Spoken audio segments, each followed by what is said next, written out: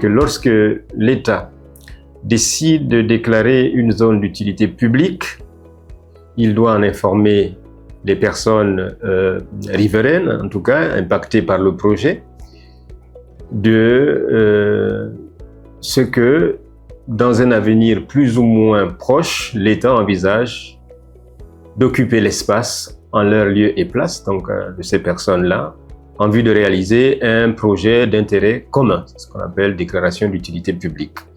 Et dans ce cas de figure, après avoir contacté les personnes impactées par le projet, l'État les invite individuellement, en principe, pour leur dire que vous, monsieur Intel, qui êtes propriétaire de la parcelle avec telles indications cadastrales, vous êtes invité à laisser cette parcelle et même l'immeuble qui est construit sur cette parcelle.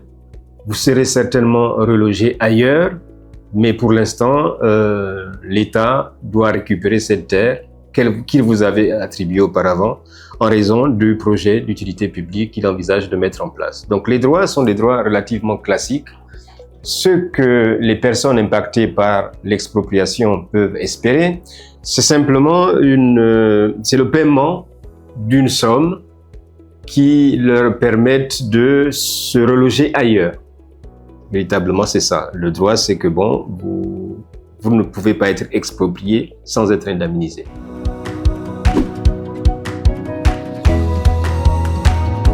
C'est un débat à deux entre l'administration et les personnes impactées par le projet donc d'expropriation.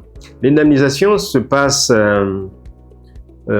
à travers une commission qui est mise en place par l'administration, qui recueille les différentes informations auprès des personnes impactées par le projet. Et les informations concernent notamment la superficie de la parcelle, le bâti, la valeur du bien qui a été bâti. Si vous avez un immeuble sur votre parcelle, un immeuble d'habitation ou un immeuble à usage commercial, il est évident que le montant de l'indemnisation ne sera pas le même, voyez. Donc, en général, c'est une discussion à deux entre l'État, l'administration et les personnes qui sont impactées par le projet d'expropriation. Bien entendu, les experts sont mis à contribution pour procéder aux évaluations nécessaires. Parce qu'il est évident que si deux personnes ont des parcelles de même superficie, mais que le bâti a une valeur distincte, on ne donnera pas la même indemnisation, la même indemnité plutôt, à l'un et à l'autre. Donc, en amont, il y a quand même des opérations d'expertise qui permettent d'évaluer le bâti.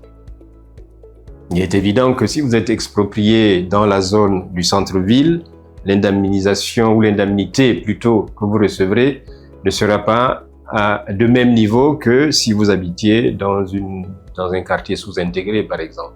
Vous savez, lorsque l'État veut résorber l'habitat insalubre, il peut décider, par exemple, de casser une partie du Vénévoire. Et donc, imaginez que vous habitiez Vénévoire, que vous êtes propriétaire terrien là-bas, donc l'État va vous indemniser. Mais le montant de l'indemnité que vous recevrez ne sera pas de même niveau que si vous habitiez au centre-ville.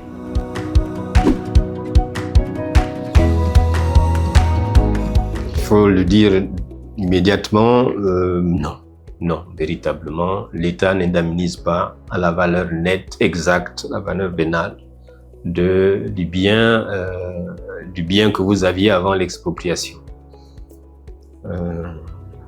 Parce que c'est relativement coûteux pour l'État qui ambitionne de mettre en place un projet d'intérêt commun, de trouver également des financements qui lui permettraient d'indemniser à prix coûtant les personnes impactées par le projet d'expropriation. Donc oui, il y a une indemnité d'expropriation, mais les montants ne sont pas si élevés que ça pour permettre par exemple à un individu qui a été exproprié d'aller rebâtir ailleurs avec le montant.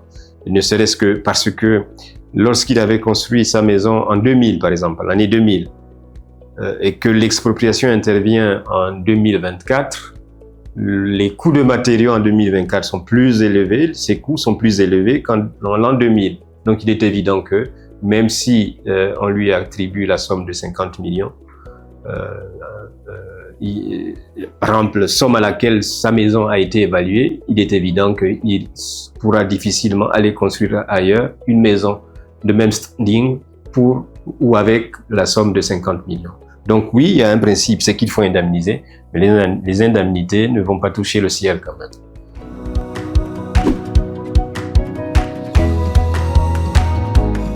D'abord, le gouvernement n'est pas nécessairement obligé de reloger les personnes expropriées. C'est une faculté pour le gouvernement, parce que le gouvernement a quand même le souci du bien-être des citoyens, vous comprenez? Donc, si, par exemple, l'expropriation concerne une partie des habitants de Cocotier et que le gouvernement se rende compte que quelque part à Bikele, il y a une zone qui peut accueillir, par exemple, les 100 ou les 300 personnes qui ont été expropriées à Cocotier, le gouvernement peut décider d'office de reloger ces personnes-là du côté de Bikele sur une parcelle qui serait libre d'occupation, en tout cas, qui ne serait pas la propriété d'autres personnes, voyez. Donc le gouvernement a cette faculté de trouver et d'aider les personnes expropriées à trouver un logement ailleurs. Ouais. C'est une faculté, mais ce n'est pas une obligation pour le gouvernement. Ce qui est obligatoire pour le gouvernement, c'est après expertise de payer l'indemnité qui revient à telle ou telle personne qui a été victime d'une expropriation.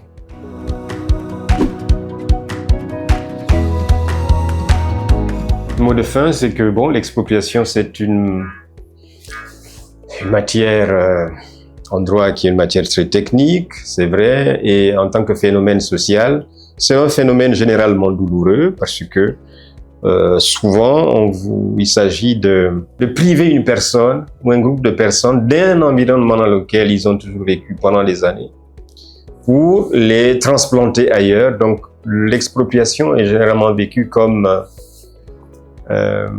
une catastrophe, voilà, pour les personnes expropriées. Et cette considération est d'ailleurs surdéterminée par le fait que les personnes expropriées se rendent bien compte qu'elles ont des difficultés à se reloger ailleurs, même si l'État leur réserve un espace pour se loger ailleurs, mais le coût de la construction est tel qu'ils auront des difficultés à s'offrir un logement de même standing que celui qu'ils occupaient avant l'expropriation dans le quartier duquel ils ont été expropriés. Donc voilà ce que je peux dire comme mot de la fin.